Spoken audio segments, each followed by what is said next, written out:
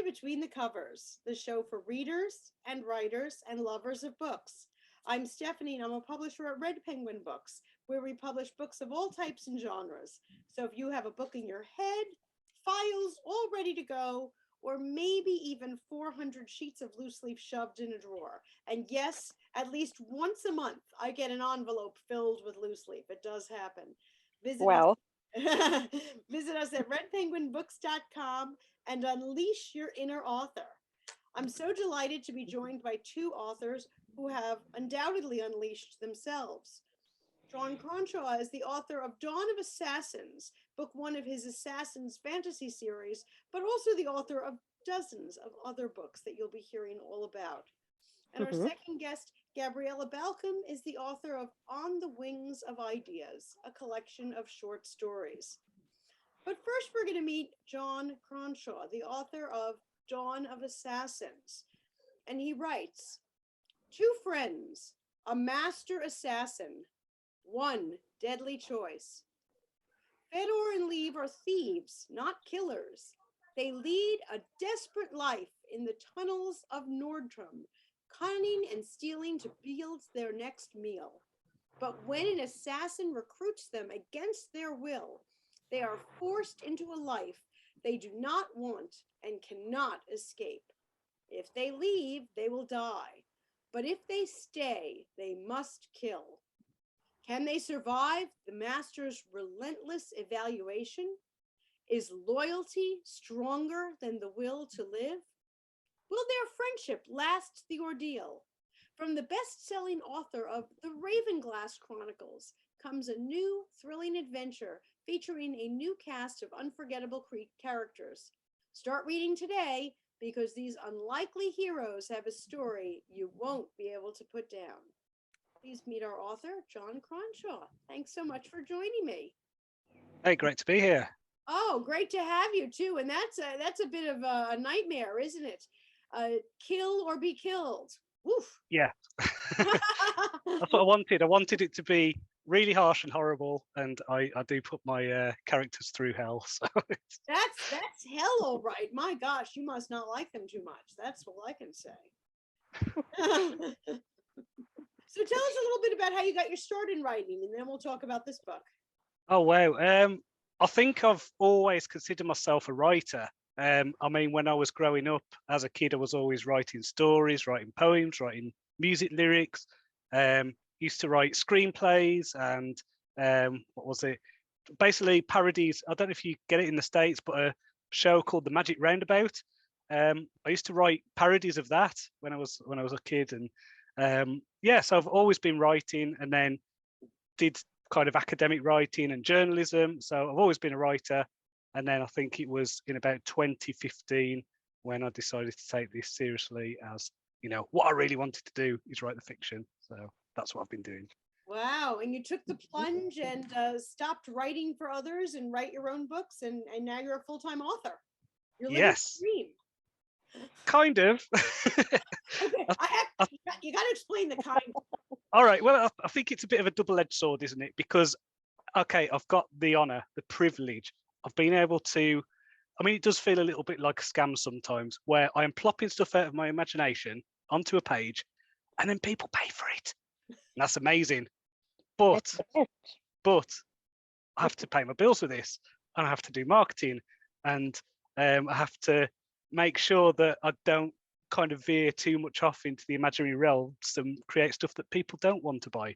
So there's a balance, I would say, and it's not all rainbows and unicorns. So I'm sure it's definitely not rainbows and unicorns, but tell our viewers here, how many books does one need to release to be a full-time author, or how many often, or, you know, like what does your work day look like? Your work year? What's your schedule like? yeah, I mean, let me think. It was, I think after I did my Wasteland series in the end of 2017 that came out. I mean, I'd written loads of stuff that will never see the light of day, terrible novels. But what I did is I released a series, and I got a book out every 2 months, I think it was, for a while on this series.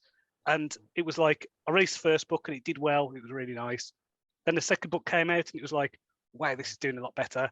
and then the third book, and it was just like, oh wow, this is more than I'm earning with everything else.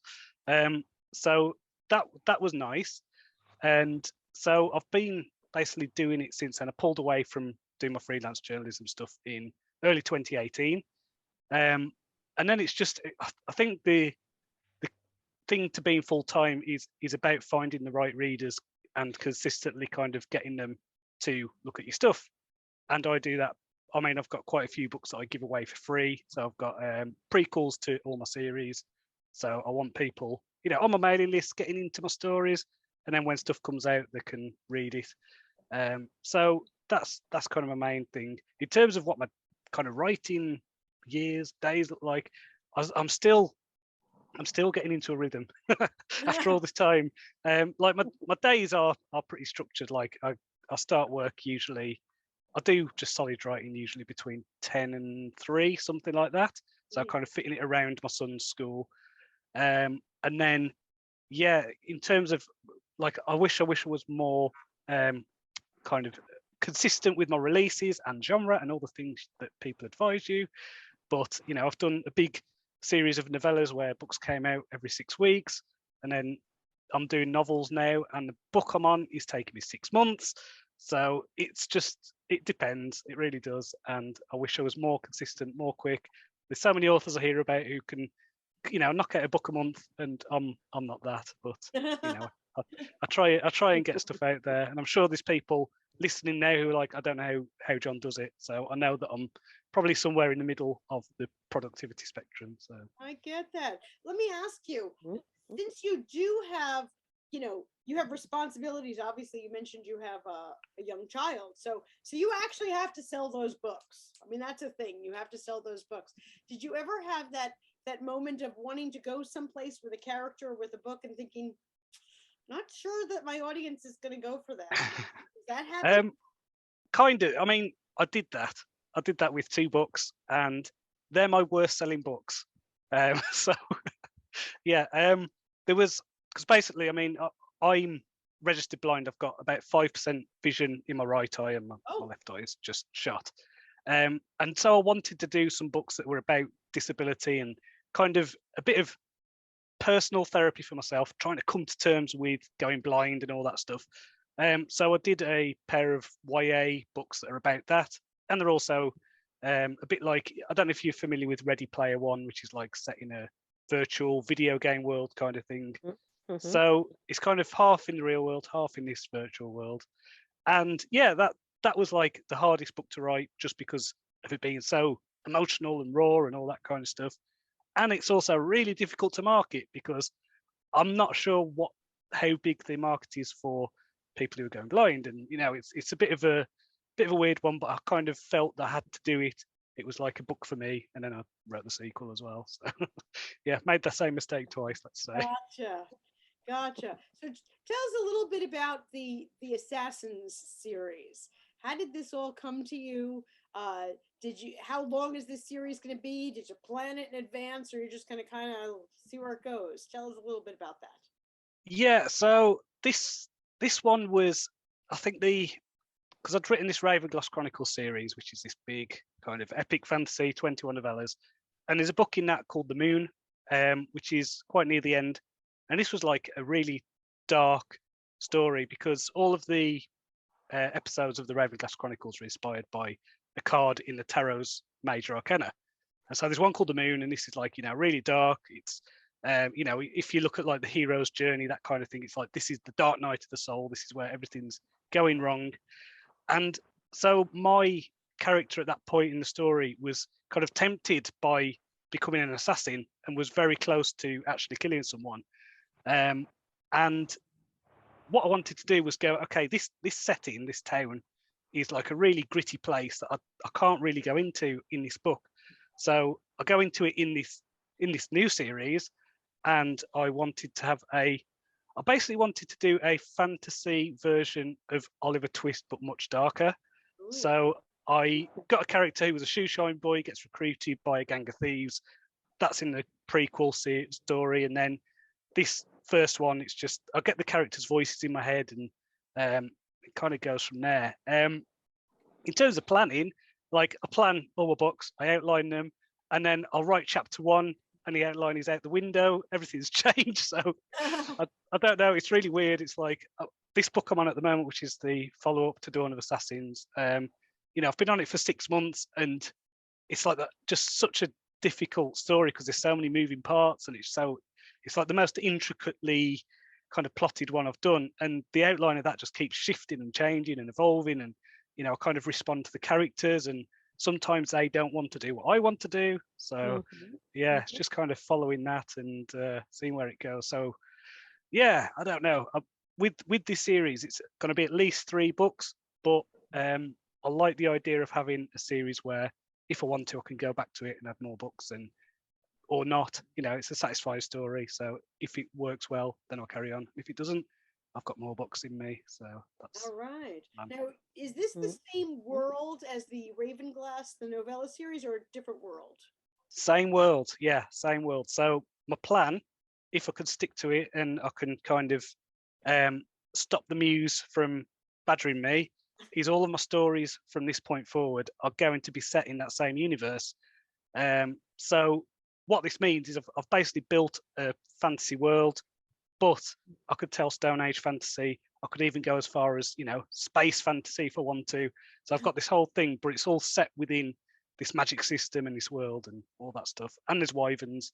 So I love wyverns. So Oh, really? going to feature in all the fantasy books that I do. So that's going to be my kind of calling card, I think. Fantastic. I see here in your description, you called it speculative fiction. Yeah.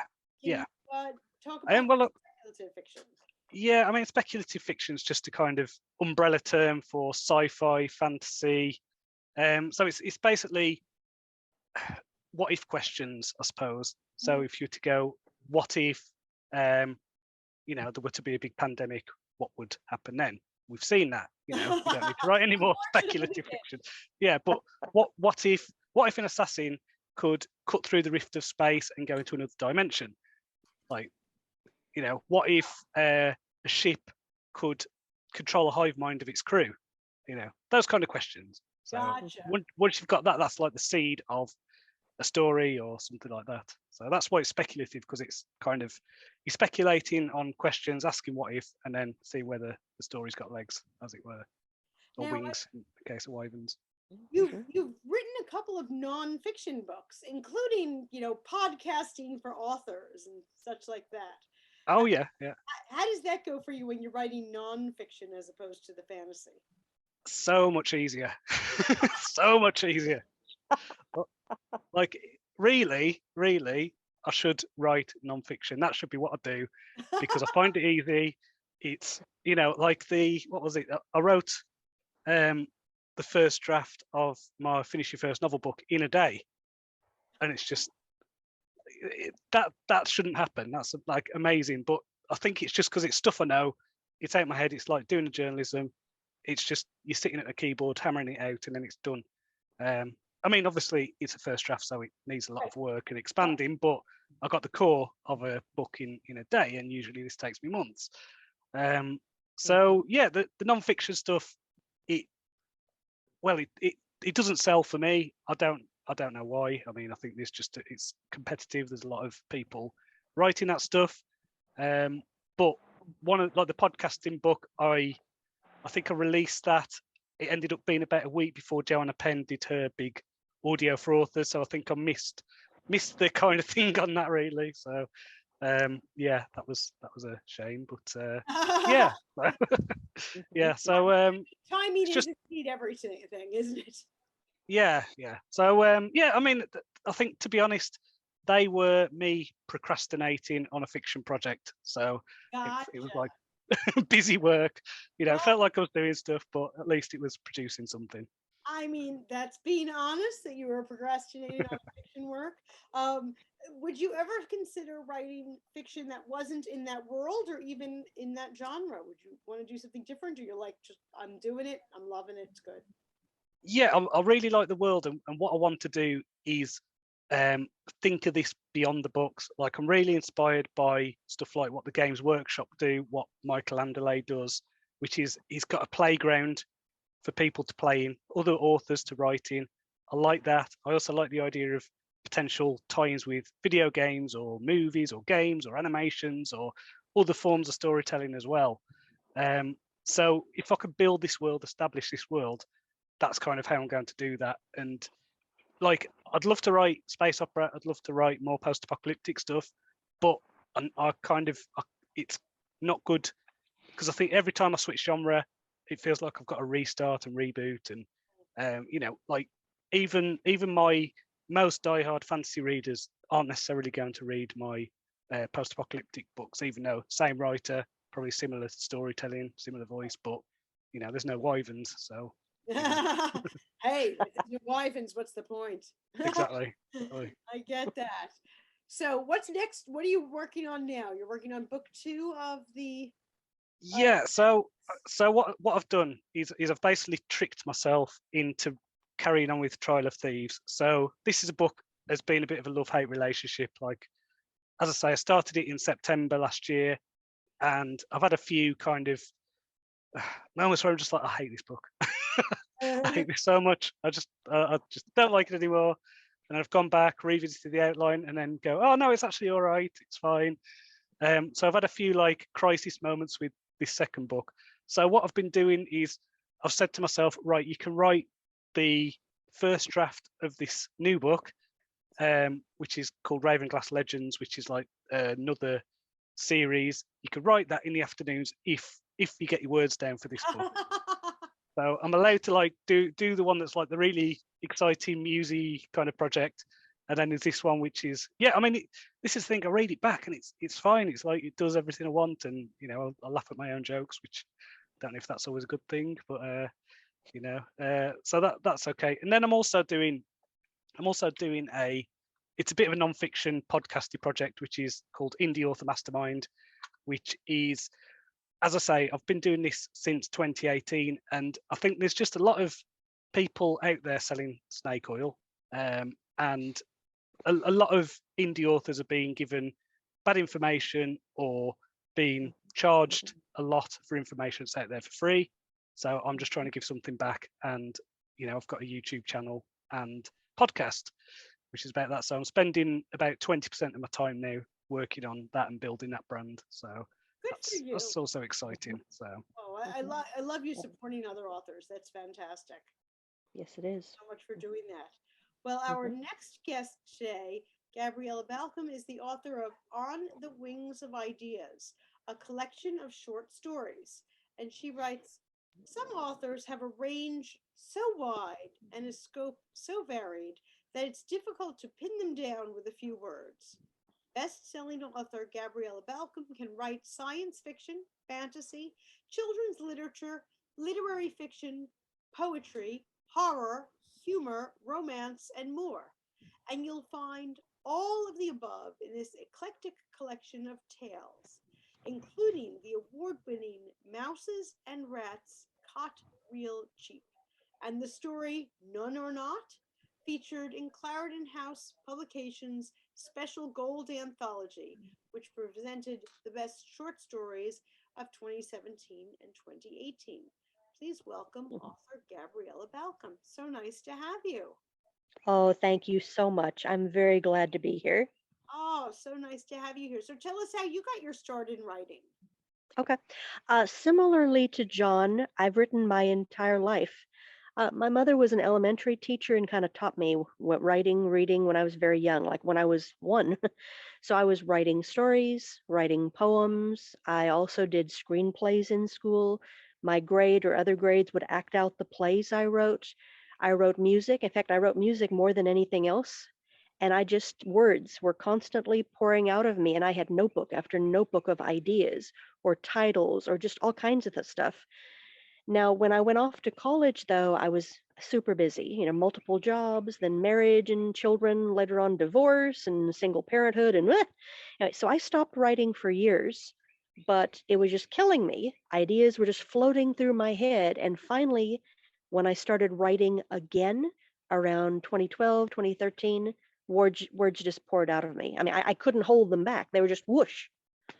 Nice, nice. I'm so glad to hear that.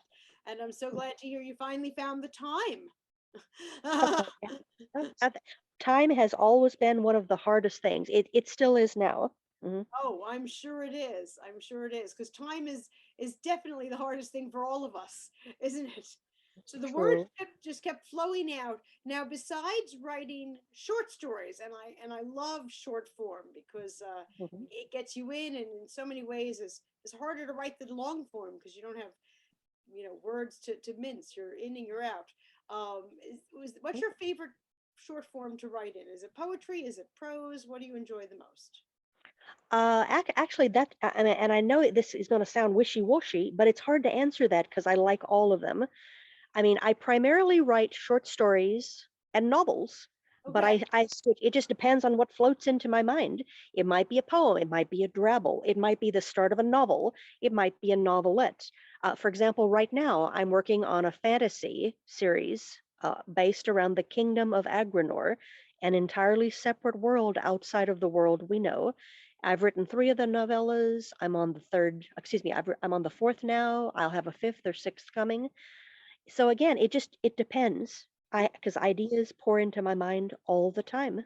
Oh, I love hearing that. And I love you sharing that because so many people will say to me, "Oh, I wish I could write, but I don't know. I can't, think of what to write about. I don't have any ideas." And yet you're saying that there are just tons of ideas pouring out of you. Yeah, I have the other problem, the exact opposite. Sometimes I have so many things I'm working on, like I'll start something. Next thing I know, I will start hearing a conversation in my mind, or I'll picture scenes, or I'll start jotting that down, and then I can think of three other directions it can go off, or other characters. So literally, it's hard sometimes to kind of settle down and work on one because I have all those others I want to be doing too. So familiar, so familiar. Yeah, yeah, I'll bet. It's a nice problem to have that you have to choose from between multiple options there for both of you. But for all those people who say I have no ideas, do you think that in actuality they do? They're just not being open to them. Yes, I think the majority of it, well, my answer at least, Yes. I think that people have tons of ideas. I think everybody does. I think, though, they doubt themselves. They think they can't express it right. They think no one will buy it later. They feel guilty writing something that's personal and real to them. And so they themselves squish their own motivation. They squish their own belief. And I literally think people do that all the time without even knowing they're doing it. What do you think, John? Do you think Y- people actually have ideas, or do you think they don't and they're just not creative? Is that a thing? I don't know. I mean, I can't speak for other people's heads, unfortunately, but I think that there's just so much out there. There's so many like little hacks you can do to come up with ideas. Like one you could try is just take two of your favorite movies and smash the concepts together and see Mm. what you come up with. Hmm. Like like imagine The Lion King meets Raiders of the Lost Ark. Like that could be really exciting. You know, Picture that. I can picture that in yeah, my head. exactly. Jurassic Park meets Hunger Games. Whoa, that's Hmm. already Wow. brilliant.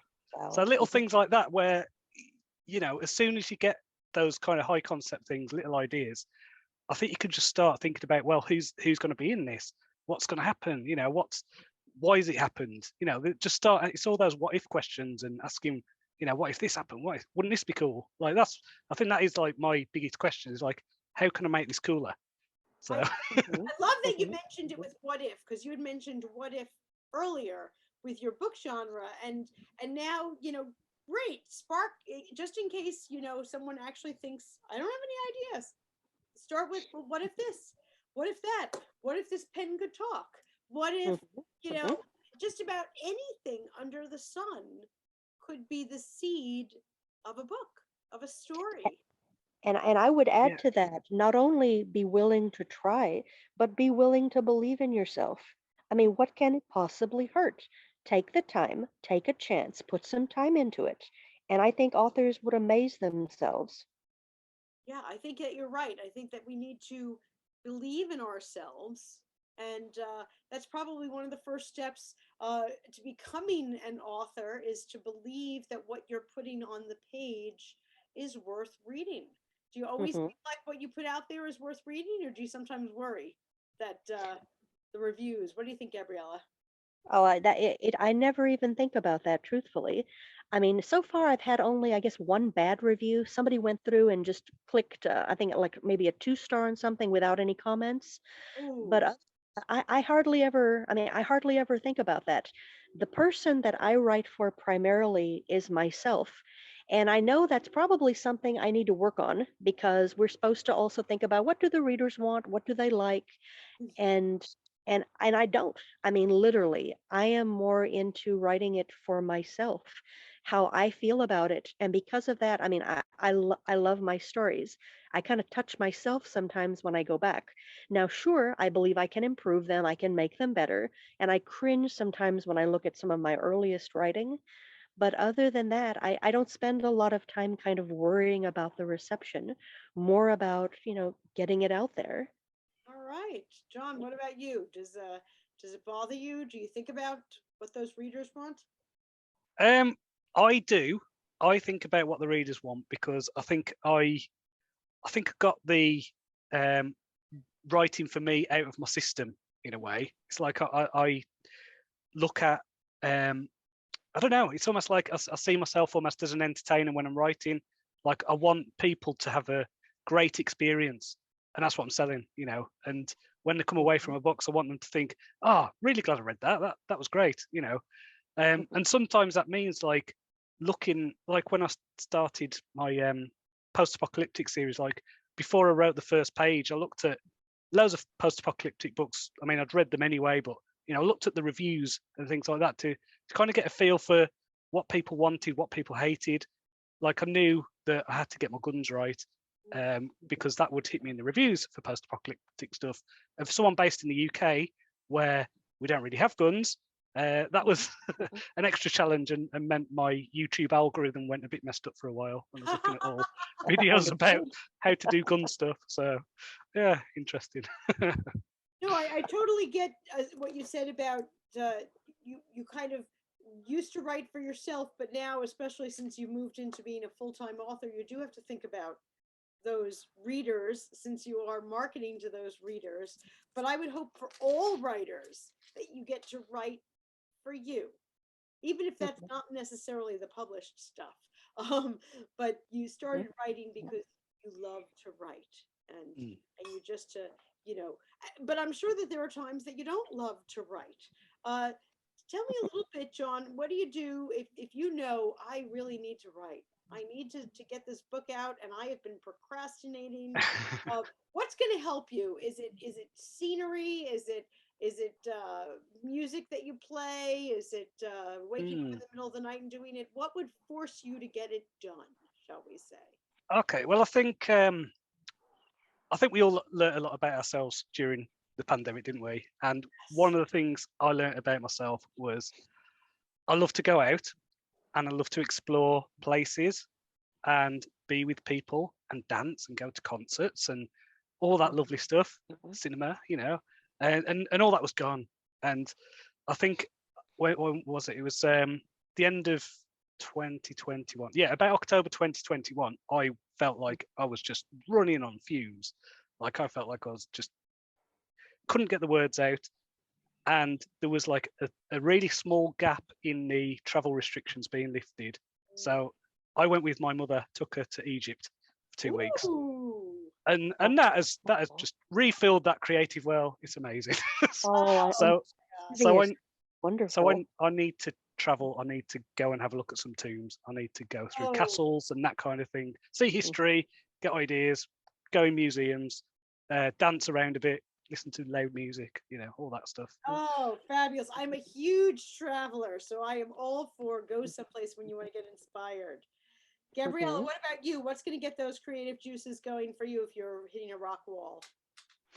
I hardly ever hit rock walls, and I guess part of that is like during the pandemic.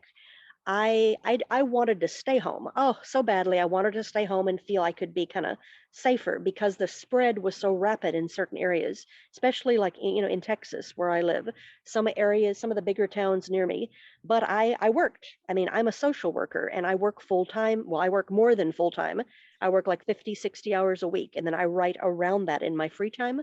So with me, I was always out there and I mean, I always have ideas. It's kind of hard to shut them down. Now, when I get a bit stressed, though, I guess if anything would affect my writing, it would be worry or stress, family issues, worrying about my kids, worrying about something going on. At a time like that, I drive. I drive around, I listen to music, I might even blare it, and I'm going down the back roads. I also, yeah, I also love to travel. I play video games off and on. I watch movies. I read. I walk around outside. I mean, I live in the country, so I've got woods all over the place. So I kind of recharge by doing these kind of things. Fantastic. Well, certainly, I see nobody is recharging by just staying in your office and powering up on caffeine and plodding through. So if you are a writer who's hitting a brick wall, get up and get out and get moving, right? Mm. Yes, yes. Nothing is going to change sitting there in front of your computer screen. It's not going to just, come like a meteorite through the window. You got to get up and do something about it. Yeah, taking breaks. I mean, that's healthy. It helps. Period. Absolutely, it helps. Period. It gets things. It gets Hmm. juices flowing.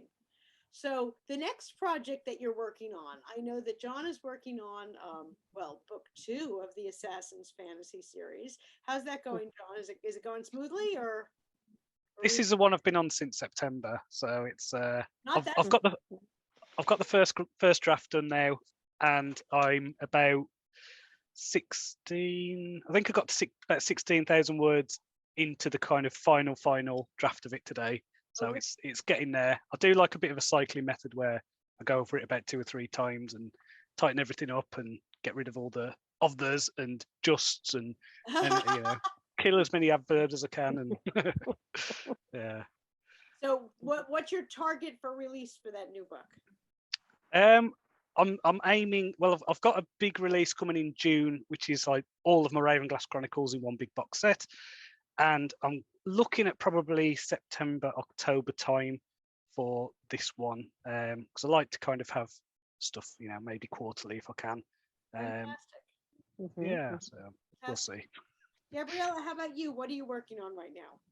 Okay. Right now, I have a novella, a horror novella that's due to come out in November. It's, yeah, all kinds of terrifying stuff.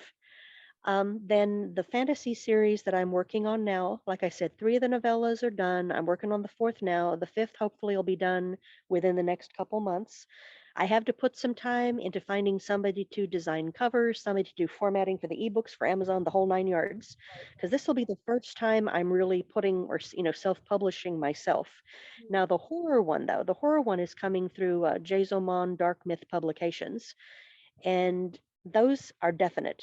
Now, beyond that, though, I regularly am writing short stories, poems, etc., and I send them in. So I have kind of acceptances and other publications coming out. For example, last week I had 7 acceptances, 1 drabble, 6 short stories. So there are a lot of different books coming out by various publishers that include some of my works. So that's ongoing in between the other things.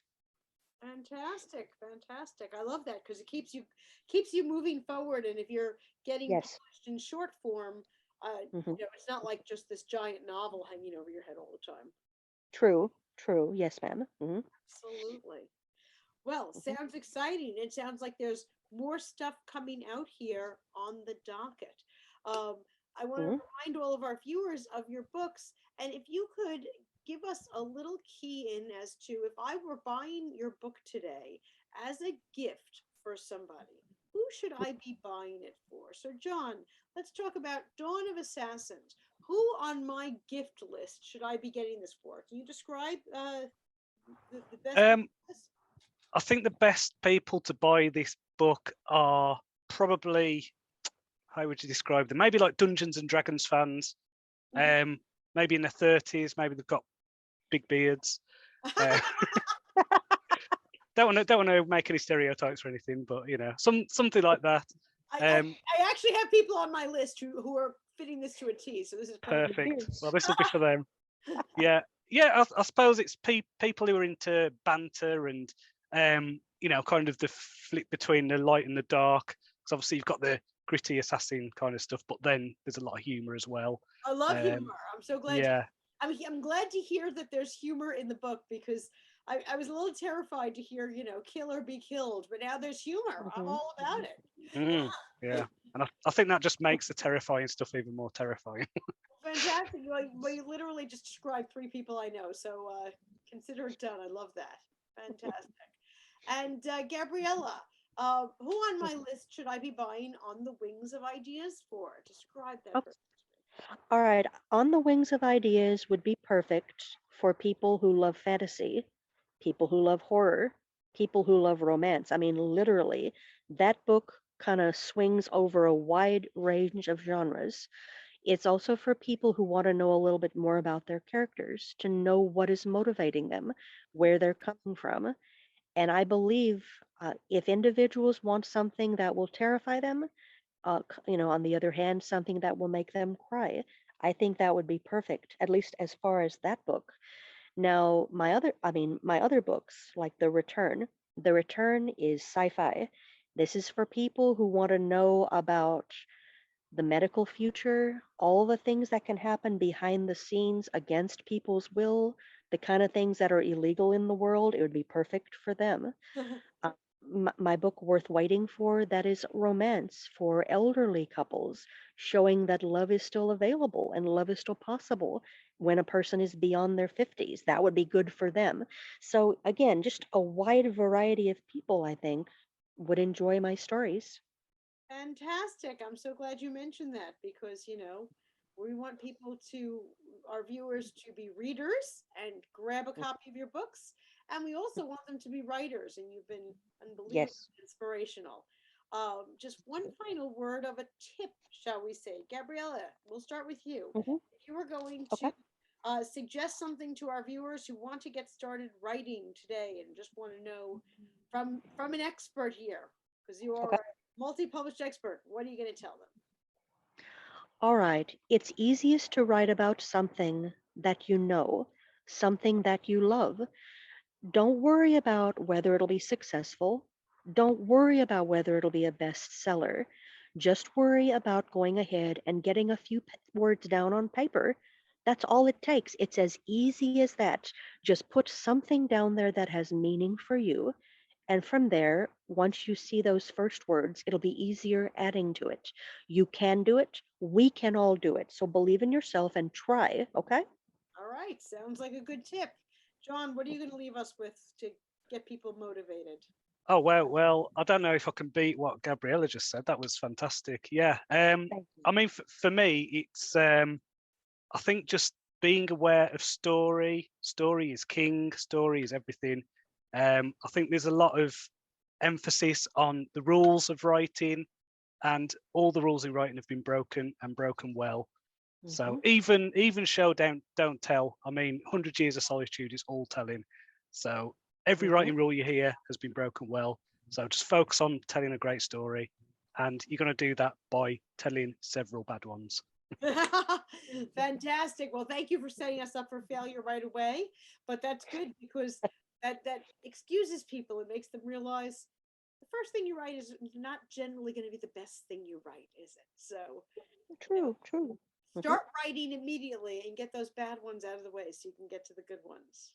Yeah, there's a Ray Bradbury thing where he talks about if you write a short story a week for a year, every week for a year, one of those is going to be good. All right. True. Well, great True. words of wisdom. Thank you so much to John and Gabriella for joining us, and for all of our viewers, happy reading and happy writing. Oh, thank you, Stephanie. And it was great hearing from you too, John. Now you have me wanting to go buy all your books. Thanks a lot. Yeah. Thanks for joining us on Between the Covers. I hope you enjoyed the show. If you're an author who would be interested in appearing on our show, or perhaps you're a member of a book club, we do host book clubs as well, please visit betweenthecoverstv.com. By the way, at betweenthecoverstv.com, you can watch past episodes in addition to learning more about our authors and guests. So sign up there if you would like to be a guest on the show yourself. And if you have some books that you would like to get written or published, visit redpenguinbooks.com. Thanks so much for joining us.